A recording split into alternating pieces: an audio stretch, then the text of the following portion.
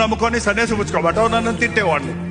ఒక రోజు మా అమ్మగారు అన్నారు, అట్లా అన్నకయ్యా, మీ నాన్న దేవుడు మారుస్తాడు. ఇంకెక్కడ మార్చాడు. 12 సంవత్సరాలు ప్రార్థన చేసింది అమ్మ.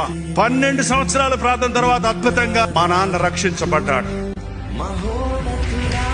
ఆ రక్షణ సాక్ష్యం ఇప్పుడు చూడటం కంప్లీట్లీ చేంజ్. ఆయన మారేటప్పటికి నాకు 18 సంవత్సరాల వయసు. మా నాన్న మారాడు, మంచోడు అయ్యాడని సంతోషపడుతుండేలోగా నన్ను చర్చికి రమ్మంటాడు. నేను అన్న ఏడిచినట్టు ఉంది, నువ్వు 40 ఏళ్ళ దాకా తిని తాగి ఎగిరి గంతులేసి అన్ని చూసి వచ్చి మారావు. ఇంకా నేనేం అందులో ఏముంది ఇందులో ఏముంది, ఆ సారా ఏంటో ఈ భ్రాంతి ఏంటో ఈ పాపాల్లో ఏం పడలేదు, అప్పుడే ప్రభు నమ్మకం అంటావా?